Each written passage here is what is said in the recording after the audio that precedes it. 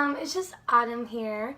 I hope you guys are having a good morning and enjoying, as of right now, it's the new year. It is year 2018.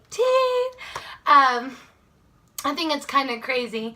However, I just grabbed my coffee. As you can see, like, I have no makeup on right now, so and kind of woke up this way. Like, I didn't brush my hair. I did change my clothes, but that's besides the point.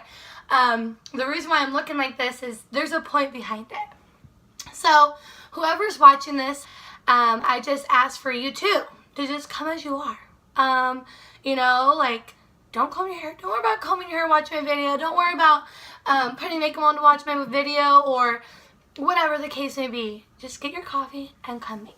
So, anyways, so I have been praying and hoping that you guys are enjoying your new year so far and that you guys had a wonderful Christmas and with your family or friends, whatever the case may be, or even if you worked, how big of a blessing you guys were to those people that you were working with or to your customers, whatever the case may be.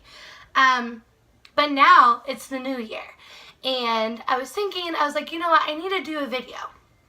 And the Father was just like, Autumn, share my heart with them again. Share my heart. I was like, okay, Jesus. There's a lot to share. And I was just praying about it, and I really felt like there was a specific word that I needed to share with today. And as I was thinking about this, I was being reminded of my year. And so this is really cool. So if you guys just take like just a minute to reflect on what the year 2017 was for you, what word stands out? What word stands out that was specifically like rephrased and constantly being reflected on? And I was thinking about this, and I was like, Jesus, like, there is so much. Oh my goodness. But the Lord said, Autumn, do you remember your word loyalty? And I don't know if you guys can tell. Ooh, the sun. Let me tell you. Okay, this is my necklace. And you probably can't see it, but it's it says loyal. And quick story about this. A year ago, I got this actually on I think the new year last year. And the reason why is because the Lord gave me the word loyal for last year. And I originally ordered it in silver because, like, I love silver, you know. I never wear gold, that kind of thing. Well, it comes in gold. And I was like, wait, what? But Jesus said to me, wear the gold on your heart. Because, like, your heart, as I see, I cherish that as gold. As someone would cherish it as gold. So I was like, okay, Jesus, sounds good to me, whatever.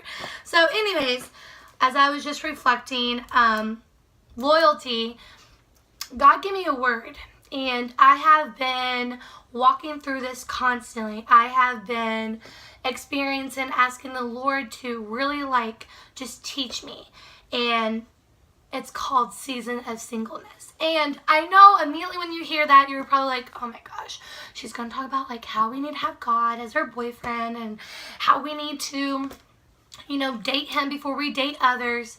No. I'm not going to say that. But what I am going to say is that he needs to be your first love. So just a little bit about my testimony, about my life. I did not always choose to serve God first. I did not always have him on the pedestal. I did not always have him as first in my priorities. And let me tell you this. I learned this the hard way. If he's not first in your priorities, then he's not your priority at all. So I learned that the hard way, and by learning that the hard way, for a while in my life, I allowed guys to be the focus.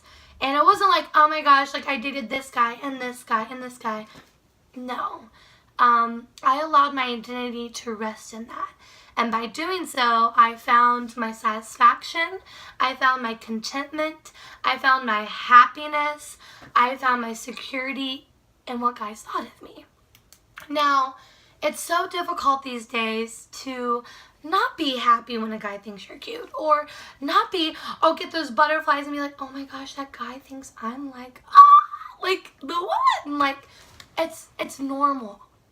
But what's not normal is when we tend to focus on that rather more than focus on the one who actually loves us more than anyone else could. So, side note, I did that. And I was in a very serious relationship a couple years ago.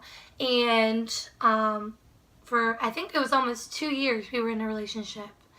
And it turned out badly. It just turned my world upside down. I said, Jesus, like, I need to learn how to love you all over again.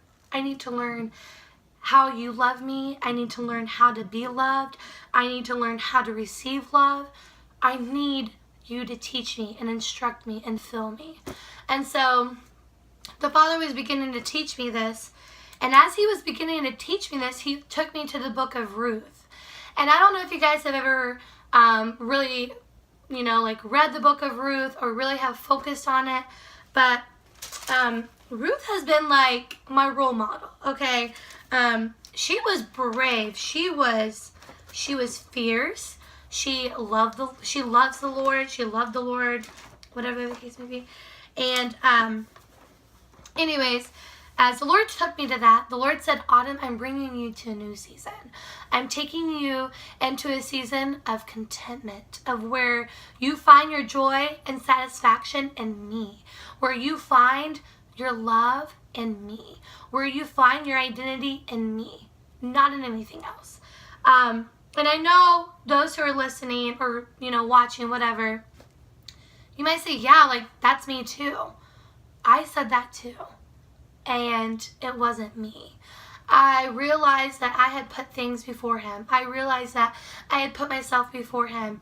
And until we really know how to love the Lord, how can we love someone else? We can't. And so, anyways, the book of Ruth, the word Ruth, the name Ruth actually means friend, companion, and vision of beauty. And so as the Lord was taking me to this, he said, Autumn, I'm making you a friend, a companion, and radiantly beautiful. And in order to do that, I had to surrender. I had to be obedient. And I don't know if you guys, I'm sure you guys have heard this, this passage. It's actually Ruth 1:16. It's actually on my wall. That's what I looked up. But Ruth 1:16 says, but Ruth said, do not urge me to leave you or to return from following you. For where you go, I will go, and where you lodge, I will lodge. Your people shall be my people, and your God be my God. Where you die, I will die, and there where I will be buried. May the Lord do so to me, and more also, if anything but death parts me from you. And she was saying this to Naomi. But God was saying, Autumn, this is a promise. Are you going to say this to me? Because Ruth may have been saying that to Naomi. But when she was saying that to Naomi, she was saying it to the Lord. She was saying, Lord, where you go, I'll go. Where you say, I'll say. Your people are my people. Your God is. You are my God. So, anyways. So I was just like, really thinking about this. And the Lord was saying to me, Autumn, I'm taking you to a new thing. A new thing where, the old passes away and the new is here. And so I had a problem. One thing that the Lord had to change in me was I had a problem with focusing on the past. And so the Lord said to me, Autumn, if you are so focused on the past, how can you enjoy the present and prepare for the future? So he said, Autumn, this season of singleness is the preparation for the future. And so he was taking me all around this whole book, and it's just a couple chapters. I really recommend you reading it.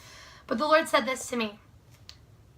Being single is more important than being married. Let that sink in. Being single is more important than being married.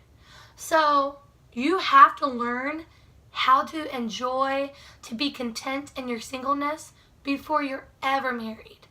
Because if one is rushing into relationship after relationship, not really grasping the fact of who they are, what they need and for who they should be, then how can they truly love that person the way the Father loves us? And then he also said, here's some quotes that like the Lord said to me.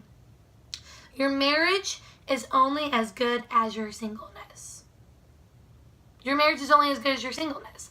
So obviously in our life, some of us don't want to get married, but most of us do. Us girls, I don't think guys dream of being married, but us girls dream of being married and, having that beautiful wedding day and having that fairy tale. Well, our marriage is only as good as our singleness is. So if we are content in being single, how can we be content being married? And singleness is a state to be pursued, not avoided. So, this is so good. This is so good. So, singleness is not a state to be pursued. It is a state to be pursued, I apologize, not avoided. How many times do we avoid being single? How many times do we avoid being single because we see it as a curse? Okay, this world that we live in teaches, oh my gosh, like who are you talking to? Like, oh my gosh, like, oh my word, who are you dating? What's his name? Is he cute? Is he a good guy? Like all those different questions. It's okay to not be with someone. It's okay not to be talking to someone. It's okay to just be romanced by your Father.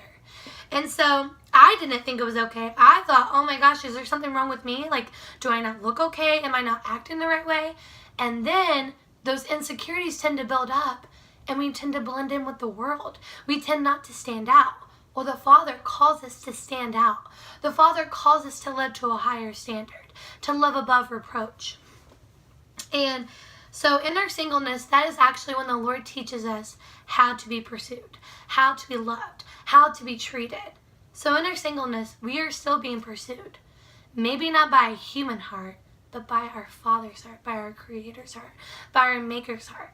He's pursuing us. He is going on a chase after our heart to embrace our heart. And once He embraces our heart, we have to embrace His. And so the Father was teaching me this, Autumn, how can you embrace a human's heart properly if you can't embrace my heart? We are created, okay, so the Lord has created us for human love. We have been created for human love, but we also have been originally created for the Father's love. So in order to embrace a human's heart properly, we have to embrace the Father's heart. We have to embrace His love, how He sees us, His identity for us. And so the last one is, singleness is God's original foundation. God originally created us single. We were not born on this earth married. We were not originally with someone. We were here, created single to be pursued by the Father. And so I know a lot of times, it's very difficult to grasp that fact. It's very difficult to see how the Lord sees us or how He wants us to see ourselves. And so the Lord has been speaking to me to say this to you and whoever's watching. I went through a season of singleness, and I'm still actually going through that currently right now. And it's okay to be not in a relationship. It's okay. You know what? If you're in a relationship right now and you know it's not right, but you're scared, the Father is calling you into a bond with Him, into connection with Him, into a relationship with Him. I so urge you to enter that relationship with the Father. He wants you so bad. He gave His life for you, and He wants that connection with you. He wants that relationship with you. He wants you to experience His love and how He cherishes you and how He sees you. And I know so many times we get caught up in, the busyness around us and the feelings and the emotions and what feels right or what our heart says to do. But instead, put that aside and really experience what the Father wants for you.